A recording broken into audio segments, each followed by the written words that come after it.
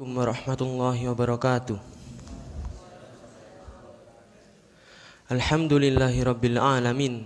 Wassalatu wassalamu ala asrafil anbiya'i wa mursalin nabiyyina Muhammadin wa ala alihi wa sahbihi ajma'in. Amma ba'du. Segala puji bagi Allah Jalla Jalalu yang telah melimpahkan rahmat serta hidayah kepada kita hingga pagi hari ini kita dapat melaksanakan acara harian kita, yakni tausiah dalam keadaan sehat walafiat. Salawat serta salam semoga tercurahkan kepada Nabi kita, Rasul kita Muhammad sallallahu alaihi wasallam, kepada keluarganya, sahabatnya, dan kepada umatnya hingga hari kiamat.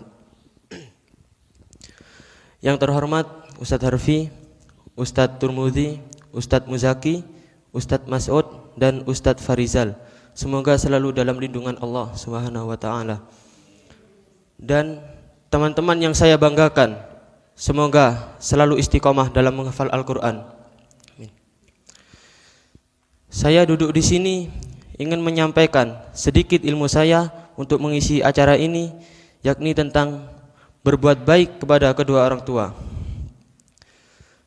Sebagaimana dalam kitabullah disebutkan, Allah berfirman, Bismillahirrahmanirrahim, wa'budullaha wa la tusyriku bihi syai'a wa bil walidaini ihsana. Surat An-Nisa ayat 36 juz 5 halaman ketiga, yang artinya, dan sembahlah Allah, jangan menyekutukan Dia dengan sesuatu apapun, dan berbuat baiklah kepada kedua orang tua. Seperti itu ayat, potongan ayatnya. Dan di sini kita disuruh untuk berbuat baik kepada kedua orang tua, karena mereka telah berkorban banyak untuk kita. Sebagaimana yang tercantum dalam kitab Bulughul Maram halaman 590 bab kebaikan dan hubungan. Salah satu hadis berbunyi, wa an Abdillah bin Amr bin al-As radhiyallahu anhuma an Nabi sallallahu alaihi wasallam qala ridallahu fi ridal walidaini wa sakhatullahi fi sakhatil walidaini. Akhrajahu Tirmidzi wa sahahahu Ibnu Hibban wal Hakim. Yang artinya, dari Abdullah bin Amr bin al-As radhiyallahu anhuma, bahwa Nabi sallallahu alaihi wasallam bersabda, ridha Allah itu tergantung kepada keridhaan kedua orang tua, dan kemurkaan Allah tergantung kepada kemurkaan kedua orang tua. Diriwayatkan oleh At-Tirmidzi dan hadis sahih menurut Ibnu Hibban wal Hakim.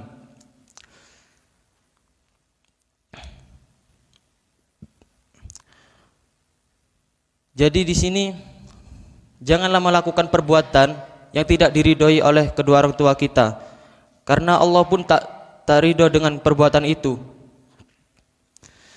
Dan jangan membuat marah kedua orang tua kita. Allah pun murka jika kita membuat marah kepada kedua orang tua kita. Dan dalam kitab yang sama halaman 590, wa an Abdillah bin Amr bin al-As radhiyallahu anhuma anna Rasulullah sallallahu alaihi wasallam qala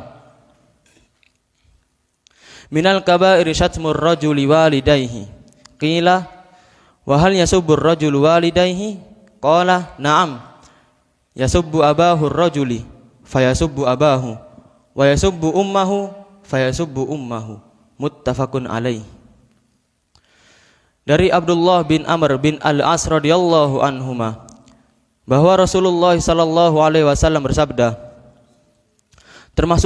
termasuk dosa besar ialah seseorang memaki kedua orang tuanya.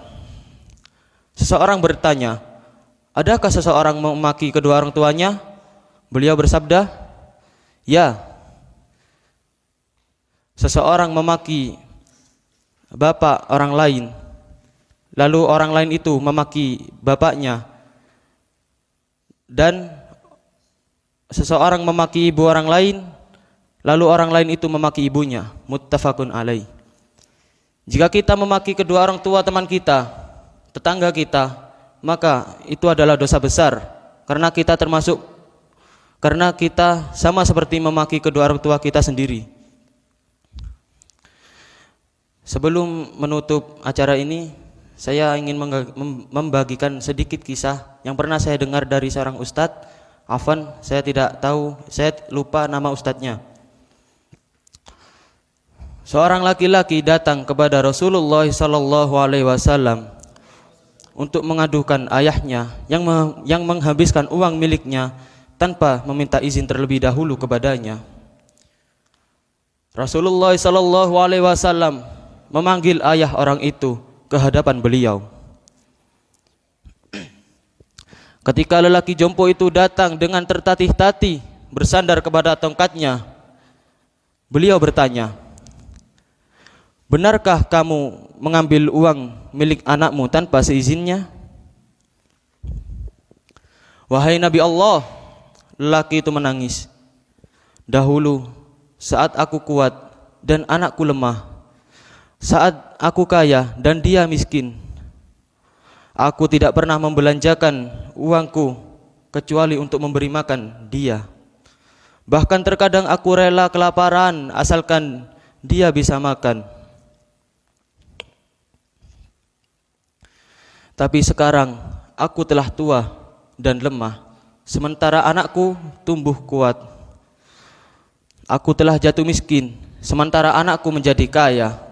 Dia mulai menyembunyikan uangnya dariku. Dahulu aku menyediakan makan untuknya, tapi sekarang dia memberi makan untuk dirinya. Aku tak pernah seperti dia melakukan diriku, wahai Rasul. Jika aku kuat seperti dahulu, aku masih rela memberikan uangku untuk dirinya." Mendengar hal ini, Rasulullah SAW, air mata Rasulullah SAW jatuh berlinang bagaikan untaian mutiara yang menimpa janggutnya yang suci. Kemudian beliau menjawab, "Baiklah, demikian sabda Rasulullah SAW. Habiskan seluruh uang anakmu sekehendak hatimu, uang itu milikmu. Anta wa maluka li abika, engkau dan seluruh hartamu milik kedua orang tuamu."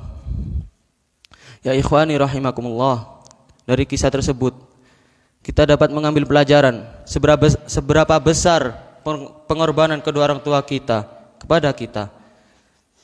Mereka rela kelaparan asalkan kita kenyang. Mereka rela lelah, letih, banting tulang untuk bekerja asalkan kita terpenuhi. Coba renungkan, kebaikan apa yang telah kita berikan kepada mereka berdua. Sebelum wajah mereka menghilang dari pandangan kita untuk selamanya, berbuat baiklah kepada kedua orang tua. Cukup sekian dari saya. Bila ada salahnya mohon maaf, dan bila ada benarnya itu semua datang dari Allah Subhanahu wa taala.